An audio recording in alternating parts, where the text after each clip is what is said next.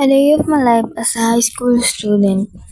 Dito ay naglakad na lang kami papunta sa eskwelahan kasi sundo ako ng mga kaibigan ko. Nagulat nga din ako, bigla na lang kasi sinundo ng mga kaibigan ko. Pagdating pa lang namin sa paaralan, bigla na lang kami punta ng kantin para bumili ng mga makakain. Kasi nga bawal lang pumunta bumili ng pagkain kapag nasa stage niya. Bigla nga rin kami, bigla pa lang may program, di namin alam. Yung mga time na to, sinusulat ko na yung mga absent. O diba, ang galing, wala pa lang yung time, sinusulat na absent agad, ganyan talaga.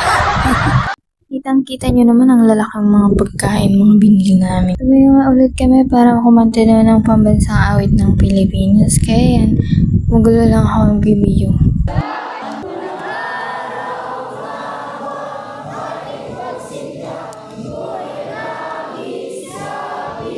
Nung mga time na to, nakita kasi ako ng mga kaklase ko na nagbibideo kaya isama ko daw sila sa video ko kaya tawang-tawa ako dito sa mga pinaggagawa nila.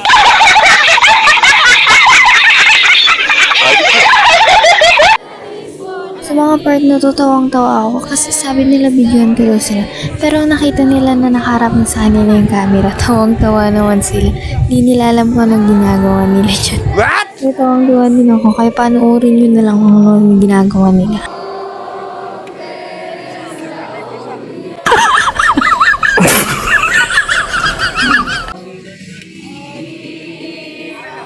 Tuwang-tuwa ako dito kasi nagulat yung isang kaklase ko. Di niya alam naka-video na pala ako. Kala niya hindi pa kasi naka-play kaya tuwang-tuwa talaga ako dito. Kaya sumilip niya sa kaklase ko. Nagugulan daw siya bakit tawang-tuwa daw yung mga kasama niya sa loob.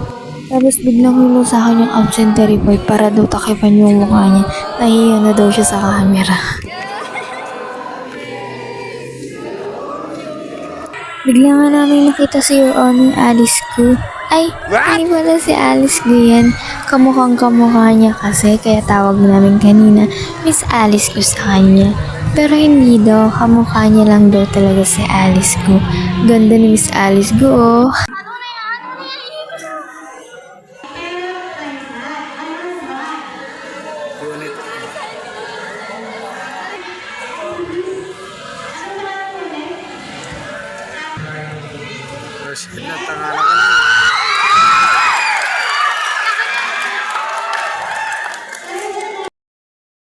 Yung mga time na to, natutulog na ako dito sa upuan. Yung kaklase ko na lang yung nag-video.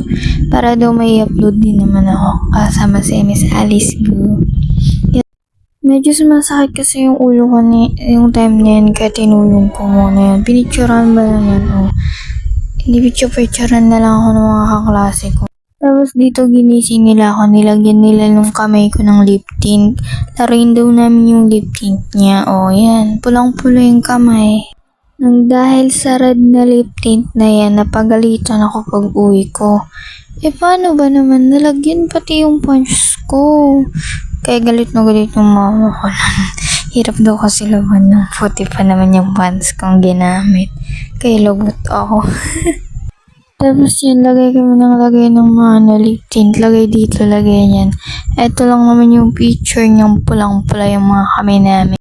Fast forward, andito na kami sa classroom. Yan, bumibili ako ng ice yan. Dingigin na lang. Yung boses kong bumibili ng ice. Ice man ka. Ice man. Matangnak man, ice. Fast forward, hapon na yan. Alas 3 na yan. Wala kasi kaming teacher niyan. Kaya naglaro mo daw sila niyan. Skateboard pala tawag dyan. Alam niyo naman kung gaano kagaling yung kaklase ko.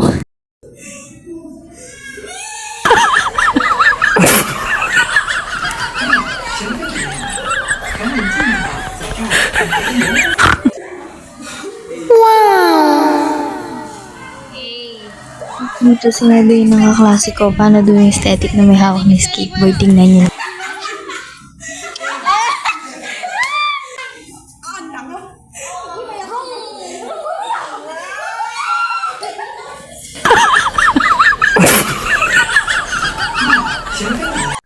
Hi po, I'm Jasmine Espiritu. I'm a small YouTuber. Nangangarap na maging successful YouTuber. Kung di pa pala rin, ipagpahatuloy pa rin. Don't forget to follow and support for me. Kahit na ano yung life as a high school student ang yung ina-upload ko. It's about naman yun kung ano nangyari sa araw ko or sa mga nangyayari sa paligid ko. And thank you to support me and sana pagpatuloy niyo po. Mama, thank you po. Follow.